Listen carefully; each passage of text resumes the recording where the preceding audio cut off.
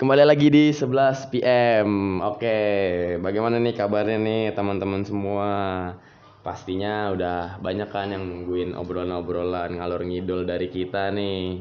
Nah, sekarang kita akan kembali buat menemani teman-teman semua di kala gabut dan juga di kala menunggu macetnya jalan dan juga di kala menunggu kabar daripada pacarnya. Iya, emang ada. Mungkin kali ini gua bersama Tiar akan sedikit ngobrol ngalor ngidul tentang gerakan-gerakan demonstrasi ataupun aksi yang ada di Indonesia sekarang ini. Wih, Mungkin aktivis nih.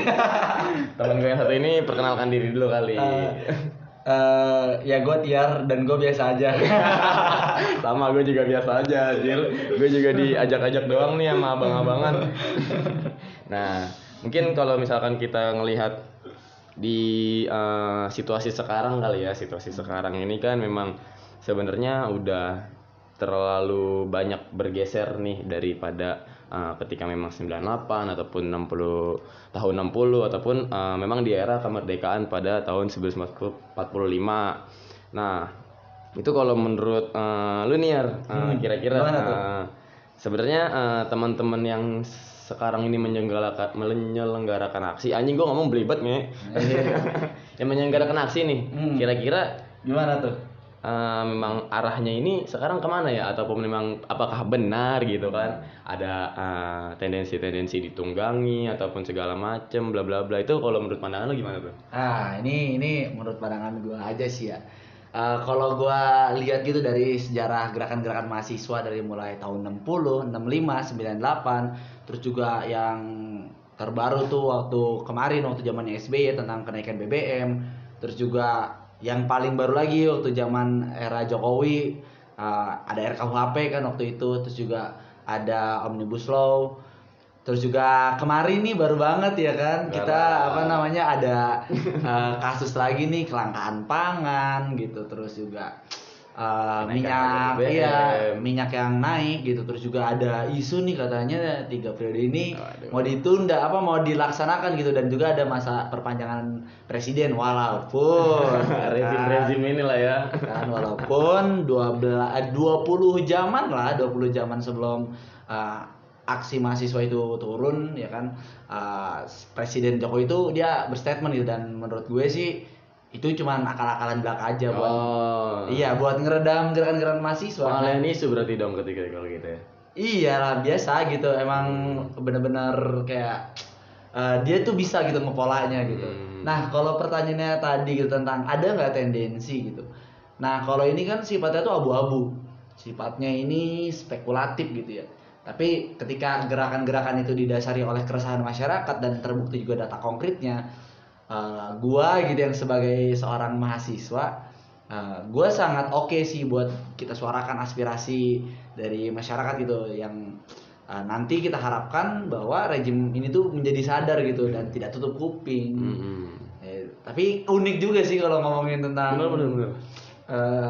isu-isu kayak aksi demonstrasi gitu tuh banyak banget keunikan-keunikannya gitu. Nah, balik lagi nih ya kan, ketika memang kita kembali ke jalanan itu atas dasar keresahan masyarakat, gitu kan. Tapi memang sebenarnya ya dari dahulu itu ya memang itu sudah menjadi tugas kita lah, ataupun segala macam yang katanya agent of control, agent of change, gitu kan, yang segala macam itu. Cuma kalau dari pandangan gue nih ya, gue ngeliatnya nih ya, teman-teman mahasiswa sekarang ini cuma kayak sekedar cari panggung gitu, sekedar cari panggung ataupun sekedar mencari ruang untuk eksistensinya tanpa didasari ataupun tanpa dilandasi idealisme ini kita kawal sampai tuntas gitu kan. Ini kita memang harus selesaikan secara konkret, ataupun memang isu-isu ataupun narasi ini ya selesai gitu kan. Tapi ketika memang sudah terjadi aksi 1 atau 2 kali, momentumnya sudah terjadi gitu kan, ya bahasanya hit and run lah gitu,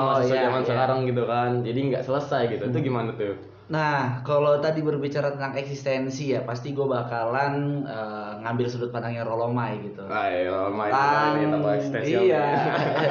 Jadi kan dia pernah bilang gitu bahwa emang manusia ini butuh diakui keberadaannya gitu. Jadi sebenarnya sih so far so good gitu ya, ketika emang ada mahasiswa yang melakukan aksi itu untuk eksistensi asalkan gitu. Ini ada tanda kutipnya nih, ada tanda mungkin kayak di bold gitu kalau dalam pandangan gua.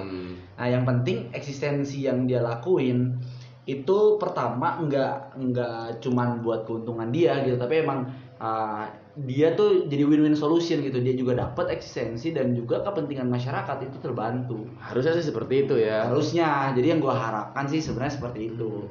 Jadi nggak ada soal gitu kalau buat dia mencari panggung, tapi ya tadi nggak cuman buat keuntungan pribadinya, nggak cuman buat upload foto di sosmed, tapi emang bener-bener bisa merubah juga gitu. Itu sih ya, dalam pandangan gua aja gitu. Fakap banget anjing, gua punya circle ya di Univ ya. Update di sosmed segala macem, giliran keculik mah nangis semuanya gitu kan. Makanya gue bingung nih, teman-teman kayaknya salah tempat nih kayaknya mau bikin konten TikTok nih kan.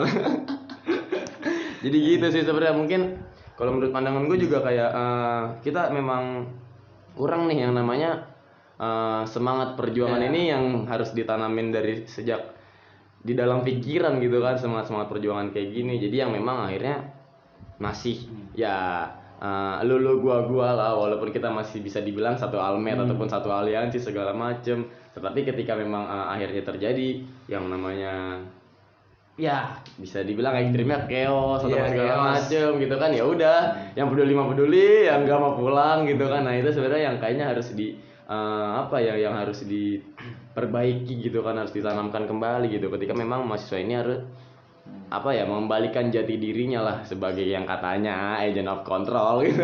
Iya. Nah, tapi unik sebenarnya kalau tadi kayak ngomongin tentang tadi kan udah eksistensi juga tentang chaos gitu. Sebenarnya dari ini mungkin ya kalau gue spesifikin aksi kemarin tuh ada kejadian unik gitu.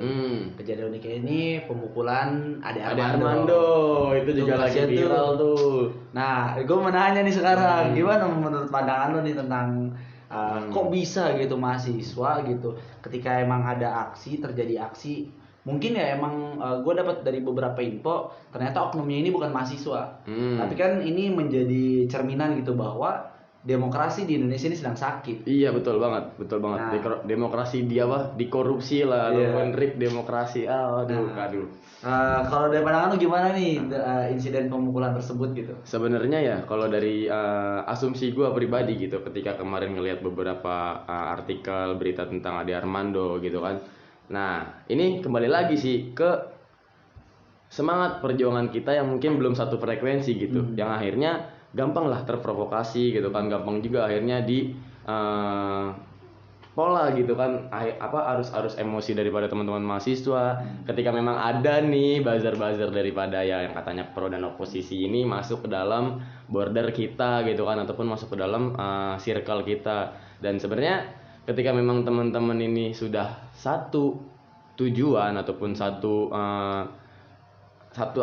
landasan untuk menyampaikan aspirasi, ya hal-hal seperti ini menurut gua sudah tidak harus terjadi gitu kan, ketika memang mahasiswa ini ataupun teman-teman yang menyuarakan aspirasi masyarakat ini mengerti gitu ataupun mendalami tentang apa pentingnya daripada kita datang ke sini gitu kan. Nah, tapi ya udah ketika memang akhirnya Ade Armando ini datang dan teman-teman mahasiswa ini gampang sekali terpancing ataupun tersulut emosinya gitu kan, dan juga akhirnya sangat disayangkan gitu aspirasi ini jadi tertutup oleh narasi pemukulan Ade Armando yang kalau gue sebenarnya kalau misalkan memang dari sisi mahasiswa gue sangat tidak setuju gitu terjadinya kriminalisasi seperti ini yang udah sangat menodai sih kalau menurut gue. Tapi kan mungkin kembali lagi sih ke apa sih sebenarnya tujuan mahasiswa ini untuk datang ke DPR ataupun ke istana ataupun segala macamnya, apakah memang mau cari chaos ataupun mau cari ngecengin polisi kan gitu kan, atau memang mau bawa pulang gitu kan kon oren gitu kan buat emaknya biar tahu gitu gua aktivis nih mah gitu kan. Nah kalau gua ngelihatnya ya, kalau mungkin dari sudut pandang gua ini tuh kayak ada permasalahan struktural yang sistemik gitu. Dalam artian ketika kita berada di negara demokrasi, ini sependek pengetahuan gue aja sih, yang artinya negara tersebut itu memiliki sistem di mana pertukaran pikiran itu terjadi. Jadi gue ngelihat ketika misalnya ada pemukulan, walaupun emang mungkin Ade Armando ini punya pandangan-pandangan yang berbeda dan mungkin dalam tanda kutip sedikit nyeleneh gitu, tapi ketika emang itu masih diucapkan gitu, hanya masih pertukaran pikiran, harusnya yang dilakukan itu yang mendebat. Jadi kita buktikan nih, kita uji pikiran siapa yang emang paling relevan. Iya. Gitu. Nah, harusnya itu yang terjadi. Karena setahu gua dalam prinsip demokrasi, apapun yang bersifatnya pemukulan itu udah ranahnya kriminal gitu. Yes, betul betul banget. Makanya gua tidak pernah sepakat gitu ketika emang terjadi pemukulan gitu di posisi tersebut. Dibalik siapapun dia, seberapa kontroversi pun dia gitu. Dan itu memang sudah harusnya wajar lah ya ketika memang perbedaan pandangan tentang politik seperti itu. Nah, sebenarnya gue balikin lagi nih ke lu nih, ketika memang akhirnya ada realita ataupun akhirnya ada ya yang nyatanya nih ya terjadi pemukulan Ade Armando yang itu sudah sangat sebenarnya menodai lah ya citra daripada katanya kaum intelektual gitu kan. Tapi gua tadi ya gua denger input juga sambil riset gitu. Ternyata yang bikin nyulutnya ini bukan mahasiswa, justru mahasiswa di situ posisinya mengamankan gitu, ikut mengamankan Ade Armando. Jadi nggak ada kesempatan, mungkin gue yakin lah mahasiswa orang-orang yang terdidik yang nggak mungkin mudah terprovokasi gitu sama hal seperti itu. Tapi kan akhirnya stigma mahasiswa masyarakat umum terjadi dong kepada mahasiswa itu tersendiri. Nah, sebenarnya kalau misalkan terakhir nih ya gue mungkin sedikit ngarah ke pendidikan gitu ya, sedikit ngarah ke pendidikan. Apakah memang ini ada sangkut pautnya ataupun ada hubungannya gitu tentang memang pendidikan kita yang masih terbelakang gitu kan, yang menghasilkan gerakan-gerakan ini yang mungkin banyak ternodai ataupun akhirnya bisa terkontaminasi lah oleh orang-orang yang mungkin punya kepentingannya pribadi gitu kan. Ada juga sih sebenarnya ngaruhnya kalau dari perspektif pendidikan gitu. Apalagi kalau ini gue lebih ngelihatnya kayak di sini ada suatu doktrin yang ditanamkan terlalu dalam gitu, yang sampai akhirnya menjadi ekstremis gitu, fanatik lah ya. Iya, akhirnya jadi fanatik yang sampai tuh daya pikir kritisnya tuh nggak ada, karena ketika daya pikir kritis itu udah main gitu, fisik tuh bakalan kurang gitu kontribusinya, dalam artian kita bakalan lebih berjuang menggunakan cara-cara yang intelek gitu. Kita contohnya seperti aksi demonstrasi itu sebenarnya cara-cara intelek, tapi kalau anarkisme ya itu lain hal gitu, lain hal daripada aksi demonstrasi tersebut, walaupun itu juga sebagai salah satu bagian dari cara mengekspresikan emosi yang ada di masyarakat gitu.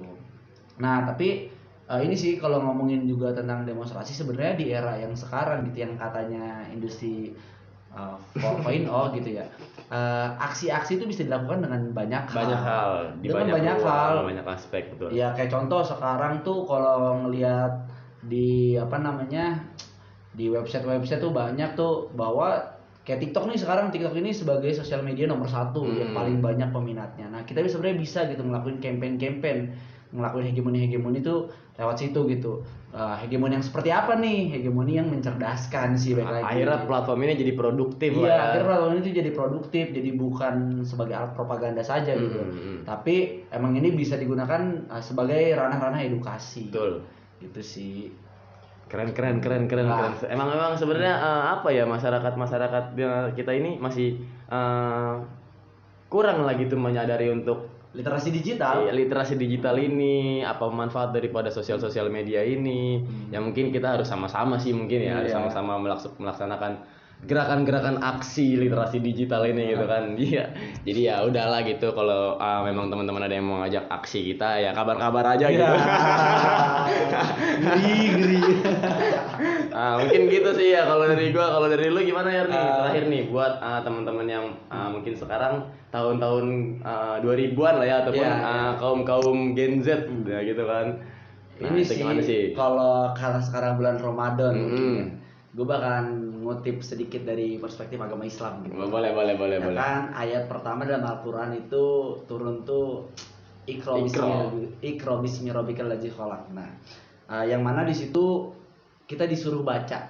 Ya kan, kita disuruh baca. Nah, baca dalam artian ini banyak dari mulai kita baca konteks, kita juga baca teks, apalagi sekarang ada baca media gitu, yang intinya nggak bosen buat kita baca. Nah, yang esensialnya itu nggak bosen buat kita belajar, supaya apapun yang kita keluarkan gitu, apapun yang kita aspirasikan itu emang benar-benar itu ada bobotnya gitu, benar-benar nggak cuman Terbukti isinya lah ya.